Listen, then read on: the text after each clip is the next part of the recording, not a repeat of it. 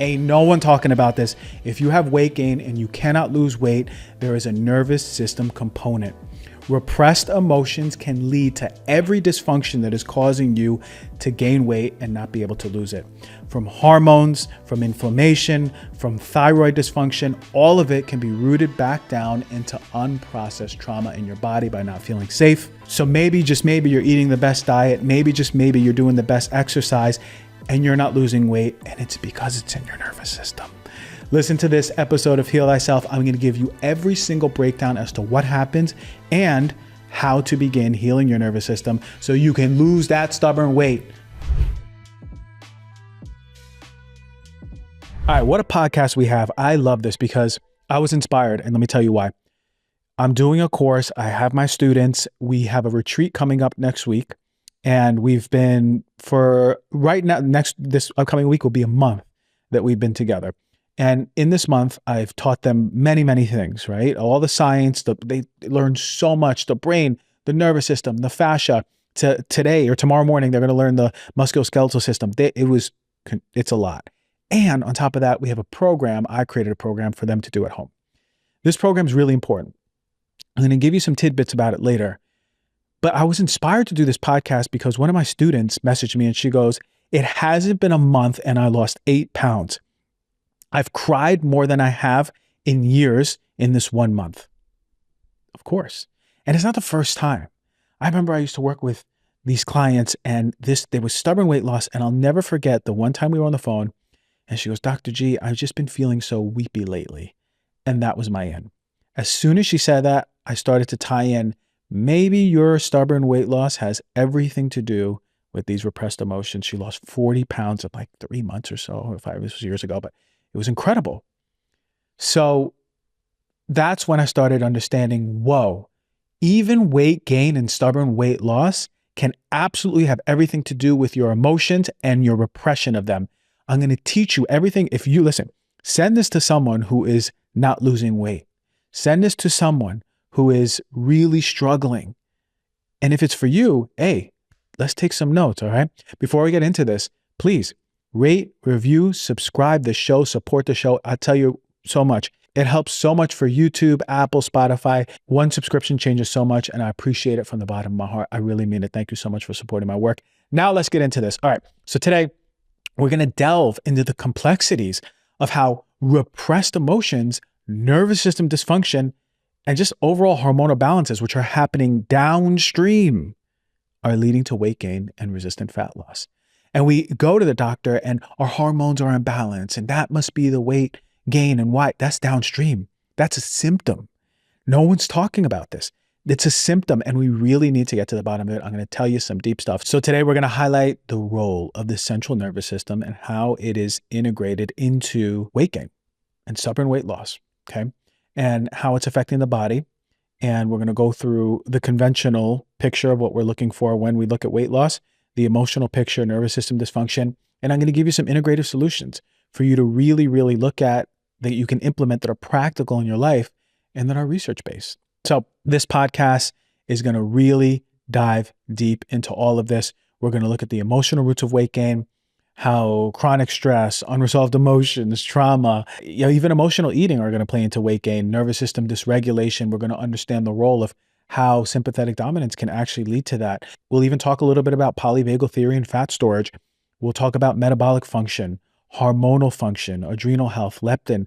This is the weight loss show, if you ever had one, because it's still going to be the most integrative show you've listened to.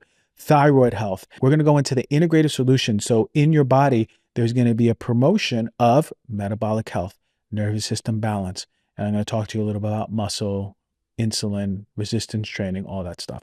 But let's get already straight into it. Let's say I put a plate in front of you. Let's go right to your favorite part of the plate, right to your favorite food. Let's get to the emotional roots of the weight gain. I want to get to it. Let's cut to the chase, okay?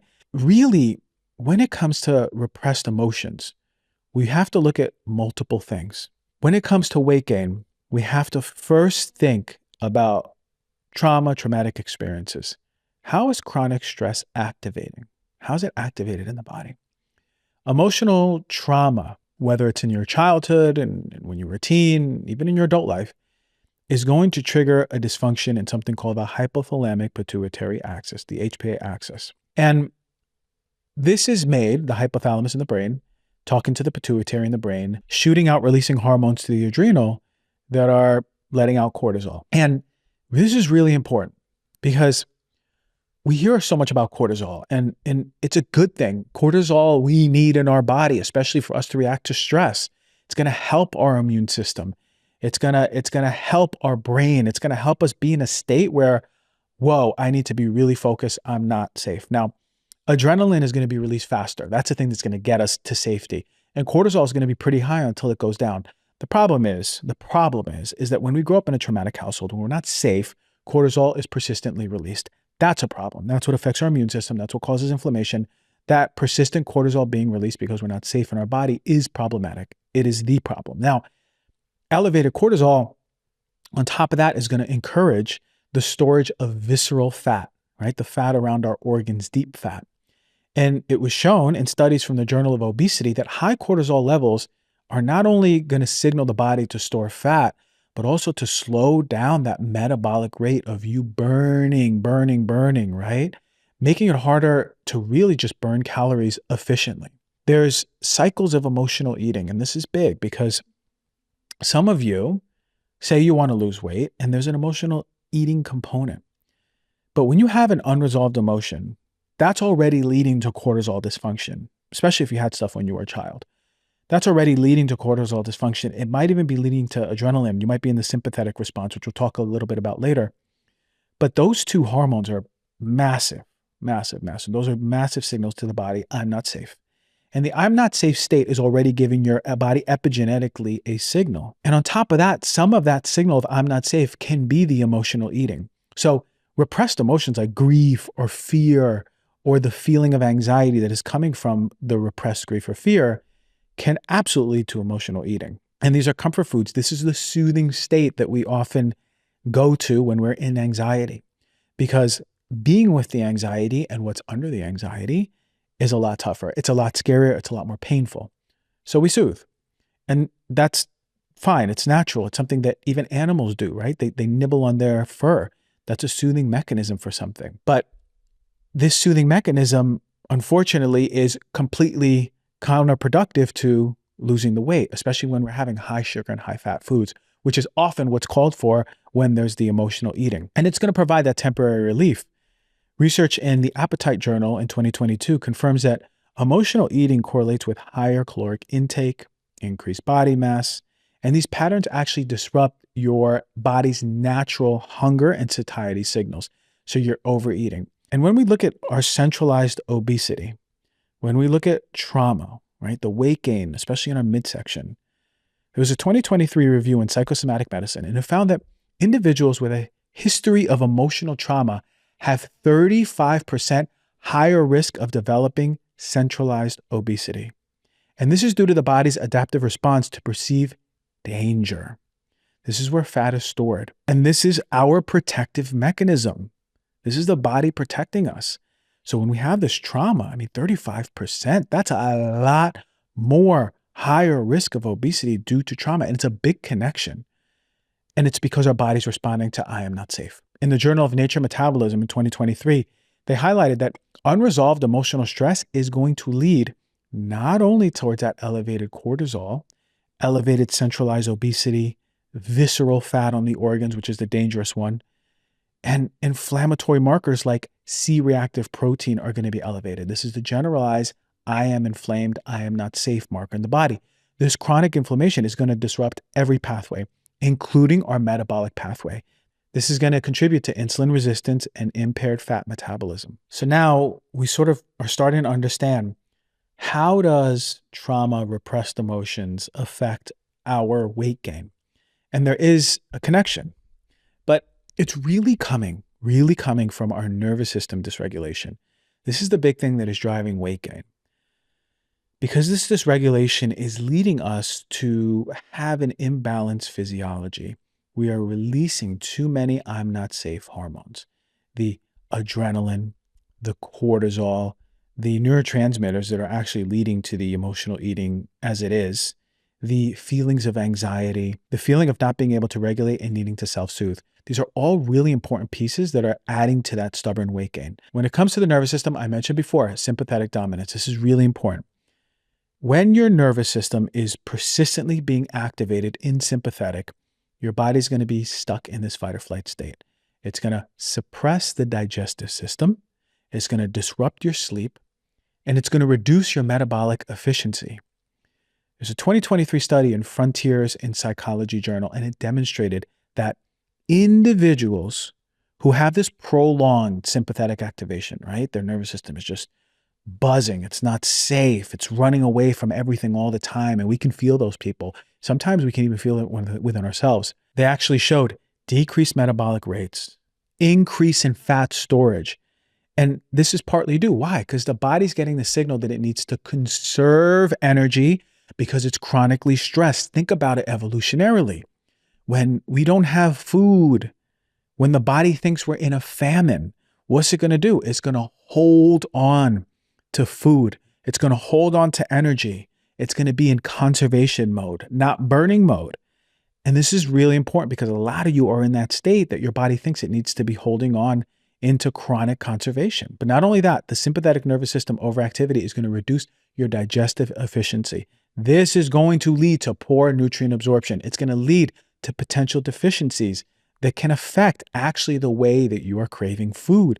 It can affect your hormones, the way that you're feeling satiety or your appetite, just from poor nutrient absorption. And when it comes to looking, especially because you're deficient, your body's going to say, I need calories, I need energy. You're going to look for the quickest sources. And for example, these are going to be high sugary foods. They're going to reinforce the weight gain, right? So when you're in the sympathetic state, it's like the body doesn't really care about bringing in nutrients. It cares about just surviving. And a lot of you are in survival mode. So when it comes to the vagus nerve, really, really important to understand this. When we have reduced vagal tone, low vagal tone is basically the activity, the strength of your vagus nerve. The vagus nerve is really, really, really, really important when it comes to nervous system regulation. You may have heard it before.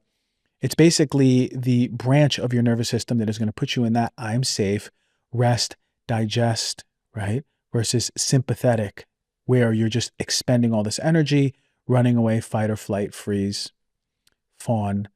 When we come to this vagal tone, this is really, really important because it's the thing that is bringing us back to I'm safe. For example, when you run a sprint and then you stop and then you sit down and your heart's still beating and then it goes down and goes down and then it goes back to normal, that's your vagus nerve telling your heart, calm down, you're safe. Now, if you have a really poor vagal tone and adverse child experiences, child maltreatment absolutely is associated with poor vagal tone. It's associated with a diminished parasympathetic activation. So you're actually not even coming back to your heart beating slower. You're staying in the heart beating fast. You're staying in the I'm not safe. And when you have a poor vagal tone, it's going to result in suboptimal digestion. Again, reinforcing that reduction in nutrient absorption, in fat metabolism. Because remember, this is the rest and digest.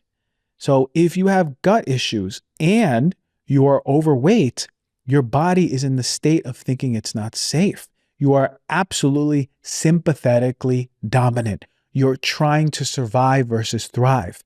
Big thing, gut issues and not being able to lose weight. That's your signal right there for those of you listening. So in the Journal of Autonomic Neuroscience in 2022, they saw that individuals with higher vagal tone, a stronger vagus nerve activity, exhibited better metabolic health, better blood glucose regulation, lower body fat percentages.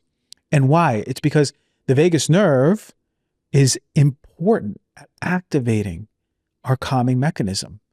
And when you have a practice like, say, for example, just deep diaphragmatic breathing, where your belly comes out and you're not breathing from your chest, that's going to stimulate vagus nerve activity, the parasympathetic. It's going to lower your cortisol immediately. It's going to enhance your metabolism. In my journey to achieve and maintain really good health, I've come across a game changer. I love me some Nuzest Good Green Vitality. I brought this with me on my Euro trip. I had these little packets. I brought 10 for 10 days. I used all 10 up. Every morning I had this. I did not get sick once. Not in Paris, not in London. not flying there, not coming back. I'm telling you, that green drink was like my everyday ritual. I did not leave the hotel room until I finished drinking it. And I felt so good. And with me, I'm always juggling my schedule. I'm always doing things. I'm always running around. It is a powerhouse for my nutrition. I just had one right before this podcast. It's got a unique blend of vitamins, minerals. It's got greens, fruits, vegetables, all in one. No more cabinet full of those supplement bottles. And since I started using Good Green Vitality, I noticed a significant boost in my energy. I have improved focus, even better skin health. It's like I tune into the product, what my body needs, and it feels good. And the taste, not like any other green powder. It's got a vanilla-y taste, pineapple-y taste. It just tastes good. It doesn't taste like earth or grass like you're having in most of your green drinks out there. You can put it in a smoothie, you can put it in a shake, you could drink it straight. It's part of my morning ritual. So if you want to add in Good Green Vitality to your morning like I do, go to nuzest-usa.com/DRG, use the code DRG for 20% off of all products. That is nuzest-usa.com/DRG. Use the code DRG at checkout to get 20% off. You know, I always try to eat clean and prioritize high quality ingredients, but it's not just about food that we eat. It's about the supplements we take. And I've been thinking a lot about how important omega-3s are. And it's crucial for the heart. It's crucial for the brain. It's crucial for the eye. There's so much research behind it. And I'm always excited to talk about Puori's O3 Ultra Pure Fish Oil. This is a whole new level of quality fish oils because they're using only small fish. And this has lower levels of contaminants. And it doesn't stop there. Every single batch is certified clean and third-party tested by the Clean Label Project with over 200 different contaminants, including heavy metals, including pesticides. And get this, each bottle comes with a QR code so you can see the test results for yourself. They're extremely transparent of a company. And that's exactly what you want in a company, right? I take Puori's O3 every single day. I love knowing that I'm getting a potent dose of EPA and DHA, and it's certified sustainable by Friend of the Sea, so we're taking care of our oceans too. Puori is offering you, the Heal Thyself listener, an exclusive deal, 20% off of their O3 Ultra Pure Fish Oil and all their other products. All you got to do is go to puori.com/DRG. That is PUORI.com/DRG. You'll get 20% off at checkout. If you love the podcast and you want to be down with the Dr. G Heal Thyself community, we give incredible tips every single week on getting a healthier physical, mental, and emotional body. The newest updates of my favorite products, the newest updates of my favorite practices. Stay in the loop by joining the Dr. G community. All you got to do is go to any one of my posts on Instagram and comment the word news. You'll get a DM to join. 2023 article in Neurobiology of Stress. Seen that improved vagal function is linked to decreased inflammation and better hormonal regulation. There's a whole branch that studies this, and it's called polyvagal theory. And according to this theory, the body is going to respond to safety or a threat, and it's going to directly affect our metabolic function, right? How are we metabolizing our calories? How are we making energy? When the nervous system is seeing a chronic stress, right? Or it has any unresolved trauma and it's experiencing something that is semi-stressful, but is activating all that unresolved trauma in the body, it's going to prioritize energy conservation. Always. The body's going to be efficient and it's going to promote fat storage, right? So it's going to be really hard with vagal nerve dysfunction to be losing weight. 2023 study, Clinical Psychology Review highlighted individuals with significant trauma histories often are going to experience metabolic adaptations that are going to manifest as exactly what we're talking about: stubborn weight gain, not being able to lose weight. And when we have so much trauma, so much, and we can't operate in this world, and when we're in a state of freeze, right? The dorsal, and according to polyvagal theory, the dorsal vagal part response, when that's active and dominant, we're in a freeze state. And that's a shutdown or immobilization state. And think about it. If we're manifesting in a frozen state, immobile state, we're frozen with stress, we're frozen with trauma, we're numb to the world. Internally, that's going to mimic the same thing. And it's a slowing down of our metabolic processes. It's fat storage. We're conserving energy. The world isn't safe. And this is what's happening. If you're doing all the things to lose weight and your vagus nerve is dysfunctioned, or you're in a dorsal vagal freeze state, you are numb to the world, you can't even handle one more thing, you're depressive.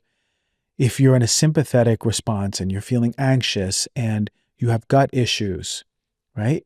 It's most likely that there's an unresolved trauma, especially in the form of emotional repression.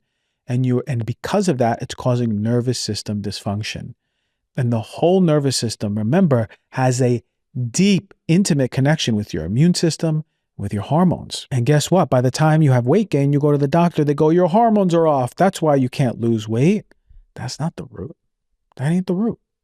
Your metabolism is off. That's why you can't lose weight. And that's not the root. Sure, we have things in our environment that are endocrine disruptors. It can affect our hormones for sure, for sure. So you can be completely the most well-adjusted person, have a loving family, no trauma, no anything, and have stubborn weight gain due to environmental stuff. But I'm talking about if you did all this stuff, right? You removed all those xenoestrogens. You don't use plastic, right? You're not being exposed to all the chemicals in your house.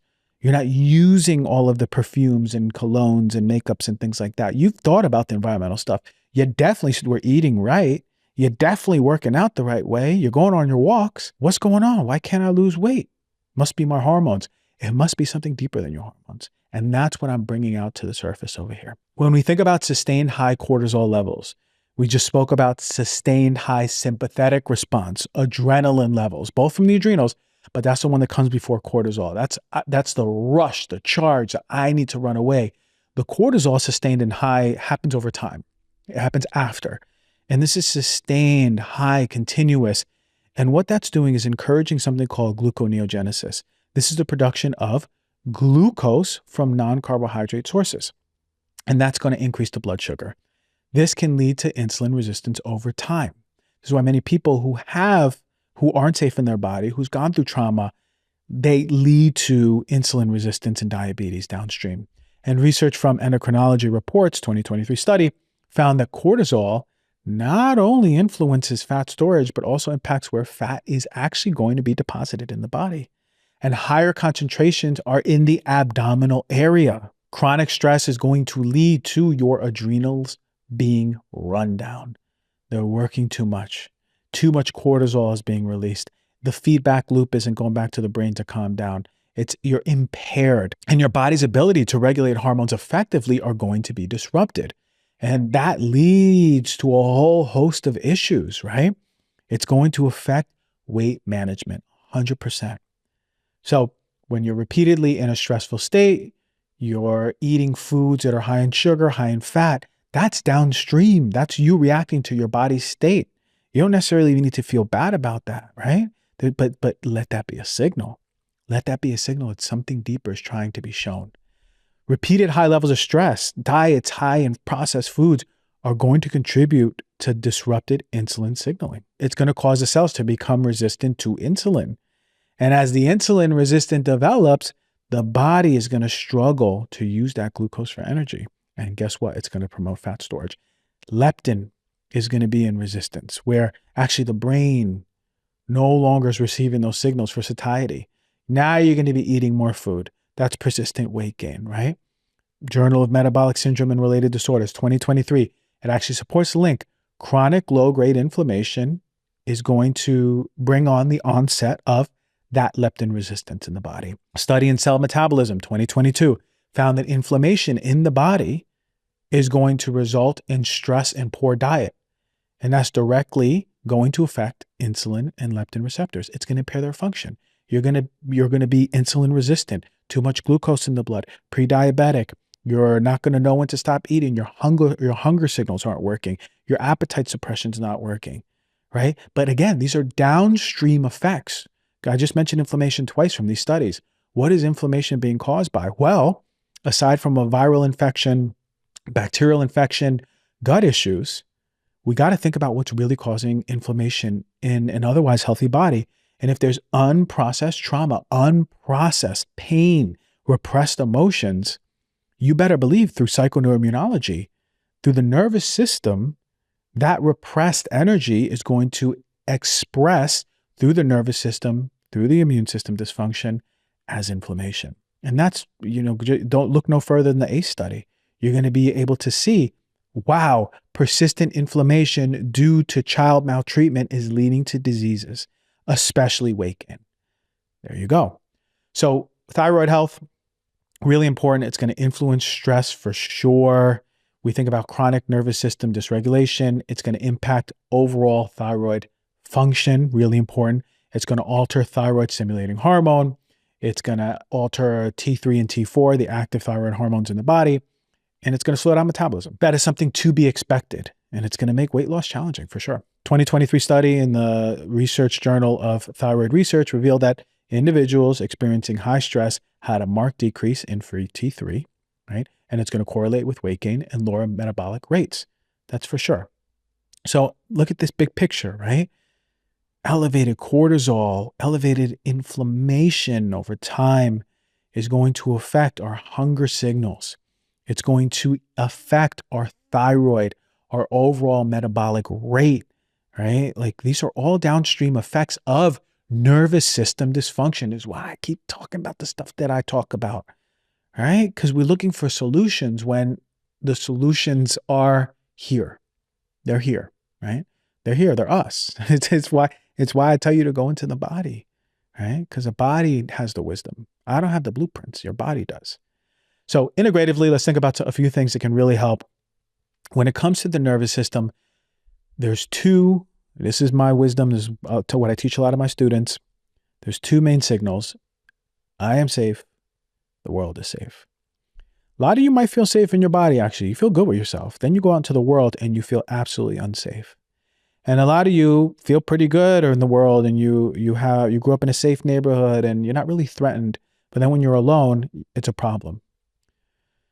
These two signals are really important because when you're able to feel safe in the world and in your body, your nervous system is going to feel safe, right? That is your sensor for the world. Your nervous system and your fascia are both simultaneously taking through the sensory nervous system, sensory receptors, taking an audit of everything around you, sensing. And it's so important for us to be able to connect to this. And how do we do it? We have to build a relationship with the body. I don't know how many times I can say it, but it's so important. So that looks like anything that brings up your body IQ. A lot of us got IQ high. We can recite books and quotes and do math problems, but a lot of us are really slow at body IQ. We are toddlers at body IQ.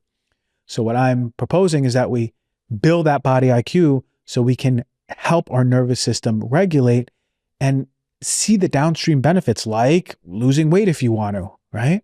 Or gaining weight if you want to, right? So anything that brings you into there, whether it's somatic meditations, some of you love breath work to just be in that present moment, but ultimately, you really want to think about diaphragmatic breathing. A lot of us, our diaphragm is stuck. The fascia around our diaphragm is stuck. It's stuck to the back. It's stuck to the front. It is problematic. It is rigid. And if we feel that rigidness in our diaphragm, we feel it around our belly. How many of you right now feel like you have a tight band around your belly and it's hard to take a breath in? You better believe your nervous system is dysregulated. You better believe that you're likely in a high cortisol or high adrenaline state. And you better believe that at some point your body's going to get really tired and it's going to be in that dorsal vagal state of just freeze and numbness and just slow and energy conservation. That's not where we want to be. We want to be alive in the ventral part of our vagus nerve where we feel connected to people, where we feel open, where our face is relaxed. Okay. So diaphragmatic breathing means your belly is actually out and it's relaxed. The fascia around it's relaxed. You're allowing your diaphragm to actually slowly but surely, you can practice this, it might feel frozen, but drop down, actually push down your intestines. Drop down and accommodate for your lungs. And actually drop down and most importantly, activate your vagus nerve, right? You want to do strong vagal toning. Singing is great. Gargling is great. Gagging is great, right? We know that all helps in the research. But one of the best things is diaphragmatic breathing. If you ain't breathing right, you're not feeling safe in your body. It's the first signal. If you're not breathing right, your body isn't safe. So if you're breathing from your chest and your belly's sucked in, you are not safe. So engaging the diaphragm, activating the vagus nerve, enhancing that overall parasympathetic response is primary. It's the first thing. 2022 study in the Mind Body Medicine Journal found that participants who practiced 10 minutes of diaphragmatic breathing daily showed a 20% reduction in cortisol levels, and they had significant improvements in weight management. Of course, makes sense, right? So you're practicing slow, deep breaths. You're going to be in a lying position. You're going to inhale through the nose 4 seconds. You might hold it for 1 to 2 seconds. Some people actually hold it for 6 seconds. And you're breathing out softly with pursed lips, like you're blowing out a candle. Breathing out softly for 6, 7, or 8 seconds. It's going to be powerful. It'll be really powerful. Really important is somatic practices. This is the emotional release practices. The breathing is going to help you feel safe in the moment, but breath work is not strong enough for the most part to get deep into the somatic traumas. That takes work. That takes layering, the peeling back of layers through safety, through co-regulation, through working with someone. But that's going to promote nervous system regulation, right? And it's really important. Like, it's not just the world is unsafe. I go outside and I don't feel safe with people. It's also circadian rhythms. If you're not in rhythm with the dancing of nature, your system's going to feel stressed, right? If you're eating too late, or you're not going to sleep at the right time, or you're not seeing the sun at the right time, you're seeing too much blue light, that's going to still tell your body. Remember, think about inputs. Think about signals. That's a signal that it's going to get. All right. So mindfulness practices, just journaling, first bringing awareness, right? Awareness to your body.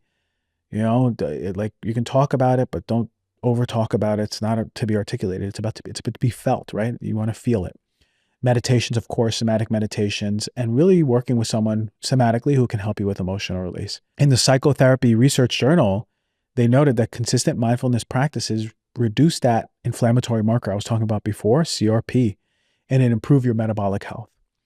We want to think about endocrine and hormonal solutions, right? Even though those are downstream disruptions due to nervous system dysregulation, due to unprocessed grief, pain, emotional repression, there's also some really nice adaptogenic herbs that'll help support our adrenal glands, right? And these are the ashwagandhas of the world, the rhodiolas, the holy basil. Those are going to help Schisandra, help modulate cortisol, right? They're going to help balance cortisol production. They're going to support as a tonic to the adrenals. 2022 study in Herbal Medicine Journal, they saw that the daily intake of adaptogens led to balanced cortisol levels and improved energy regulation. Adaptogens are, if you're living in America, adaptogens are something you should be taking every single day. Look them up. Cordyceps, holy basil, rhodiola is one of the best ones. Ashwagandha is nice. Ginseng. We want to look at things like nutritional support. Omega-3s are really important, actually. They support hormonal balance. They reduce inflammation. They contribute to overall improved metabolic health. Magnesium and B vitamins, if you don't have these, it's going to be really hard to tolerate stress. They're essential in cortisol regulation, energy production, nervous system just function overall. In a 2023 study in Nutritional Neuroscience, they highlighted the importance of having these nutrients and supporting both hormonal and metabolic health. And sleep. If you're not sleeping right, it's going to be really hard to lose weight in general, right? So, and it just have nervous system regulation. So you want to make sure you're prioritizing restorative sleep, and that's bringing better cortisol balance, better overall hormonal health, better overall metabolism. You want a consistent sleep routine that goes to sleep at the same time with a sleep hygiene away from blue light, and it's going to help the release of growth hormones. It's going to maintain healthy leptin and ghrelin levels, which are basically going to help your appetite suppression and function. And it's going to regulate hunger. And then when it comes to fitness, really important, like, listen to your body and move it. Move it. Move it as much as you can. When I say listen to your body, it means when you're really tired, take rest. When you're kind of tired, go for a walk. When you're kind of tired but feeling like you could do something, go to the gym, right? And do gentle things on those days off, like walking. I always walk on my days off as much as I can. Swimming, restorative yoga. Sometimes on my days off, I don't want to do heavy yoga. I don't want to go to a yoga. I don't want to hold poses. I don't want to do fitness yoga. I just want to do a yin yoga and relax and feel and get into my body, right? These are all going to promote parasympathetic activation, the gentle stuff, without overstimulating the sympathetic nervous system. Don't push it. You don't want to be in a state where your nervous system is dysfunction because you're working out too much trying to lose weight. It's a delicate balance, actually. In the Journal of Exercise Science 2023, it found that participants engaging in low-impact exercises 3 times a week showed improvements in metabolic flexibility and a reduction in body fat percentage. Of course, you're listening to your body. You're creating balance, right? To lose weight, you don't need to be going hard for hours, 7 days a week. That is insanity. What is you're doing it to your nervous system? You're causing more harm than good. If you have stubborn weight gain, listen to this podcast first, and I mean it. Work with your trainers, work with your doctors. But this podcast, I'm giving you the damn codes, you know? So strength training, so important. You want to incorporate resistance training. It's going to boost that lean muscle mass in your body. And that's going to, in turn, increase that basal metabolic rate. You're going to be burning more. It's going to enhance insulin sensitivity, right? You're going to be sucking up more sugar out of the vessels, feeding the cells. You're going to be thanked by the cells by feeling good. 2022 meta-analysis in sports medicine confirmed that resistance training contributed to sustainable fat loss. Sustainable. That's really important because a lot of you lose weight and then gain it right back. And improved body composition by enhancing muscle-centric metabolism. It's really important. You want to think about muscle-centric solutions. Getting in adequate amounts of protein, supporting muscle repair, maintaining your metabolic rate. It's going to stabilize blood sugar. 2023 study, Clinical Nutrition, found that high-protein diets were associated with improved body composition and better metabolic health. So getting in that resistance training, you can do it in groups, you could do it by yourself, have a partner, but actually starting to lift weights. And ladies, I know you're listening, but we're not talking about getting bulky. We're talking about just getting toned, right? Lifting weights doesn't mean you're going to get jacked up unless you're starting to take some steroids on the side, right? But actually just listening to the body, toning, getting strong, that's really, really, really important, especially as we're nearing our mid-30s into 40s, right? Doing those compound exercises like the squats, the lunges, the deadlifts, right? That's going to stimulate muscle growth and metabolic function. Doing functional movements also really important, making sure your body's mobile, being able to move it. You know, so let's do an overview. We have weight gain and we look at it really myopically.